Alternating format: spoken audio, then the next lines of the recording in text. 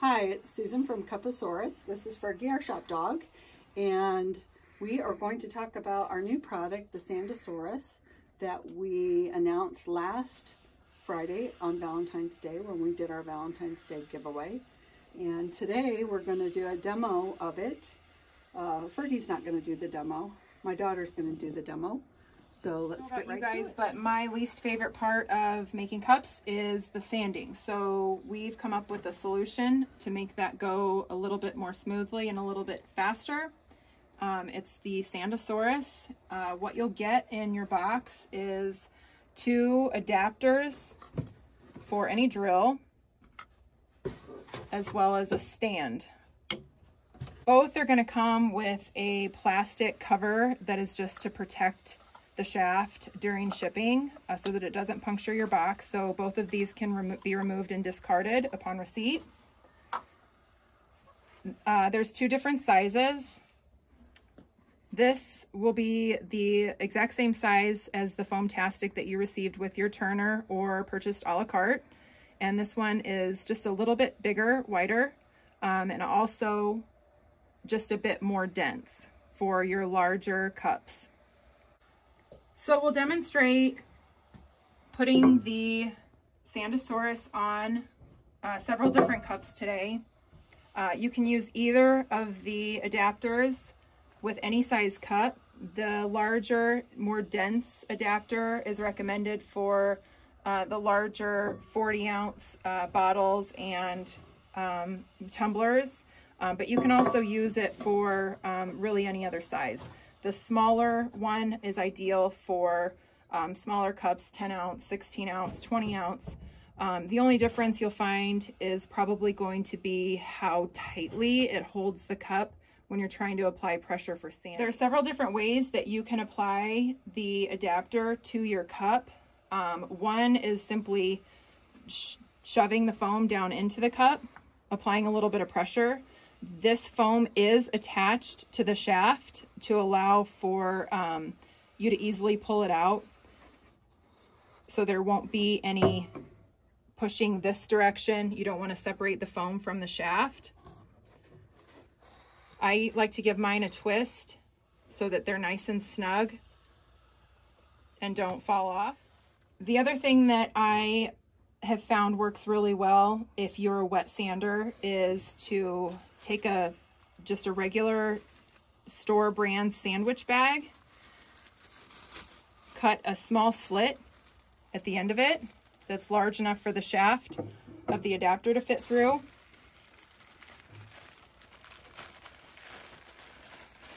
and pull it down snug, and then give it a little twist and push it back into the cup, making sure that the baggie is nice and secure in the cup. What this will do is it will protect the foam from the sandpaper should you accidentally go beyond the cup. And it also protects the cup from the splatter of the sand and water mixture, and also the water. The foam is a memory foam, so it can get wet, but I prefer not getting it wet. So this will help protect your foam from getting wet and getting scratched by the sandpaper. The adapter is designed to fit into any standard drill. So what you'll do is you'll insert it into your drill and then tighten it so it's nice and snug. And then there's several different ways that you can use the adapter when you're wet sanding, and I'll show you a couple different ways depending on what you're comfortable with. So now we have our cup attached to our Sand-A-Saurus and the Sand-A-Saurus adapter attached to our drill. It's nice and tight. And in this example, we're going to use the stand that comes with your kit. What you'll do is you'll apply the bearings to the grooves. It will just rest there. You can rest your drill. This drill is quite heavy, so you can rest the drill against the counter or the sink or wherever it is, or tub, wherever it is that you're doing your sanding. I prefer to wet sand. Since we don't have a sink readily available, I'll just do it with by dipping my sandpaper into water here so I can give you an example. I prefer to sand from the underside. So you apply some pressure with your hand, just as if you were holding the cup.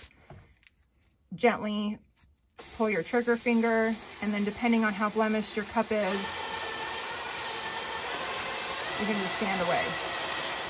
Another example of how you could apply the sandpaper, if you're at a taller sink, sometimes if I don't have a lot of cups to do and I just have one or two and I'd rather just hold it like over the sink, again, since we don't have a sink readily available, you can hold it at a down angle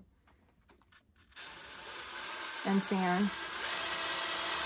I found that this, what would normally take me several minutes by hand to sand a cup, now just takes a matter of less than a minute to get a perfectly smooth cup. The other method would be from sanding it from the top of the cup. So you would apply the same amount of pressure to your trigger finger on the drill and then just lightly sanding. You don't need to apply too much pressure, since you're getting, with the drill action, you're getting far more rotations at a more consistent speed, so you're able to cover more area with a sandpaper than you would be if you were doing this all by hand. So you don't need to apply a whole lot of pressure, and you can just go around the cup. Again, you can do it with or without the stand. You can do it from the bottom, from the side, from the top.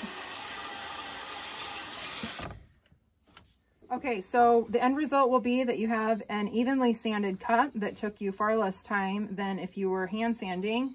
Also, you can use the Sand-A-Saurus for cup prepping. So if you had just a stainless steel cup that you wanted to sand prior to spray painting or applying your glitter or epoxy, you could use the Sand-A-Saurus to do that as well.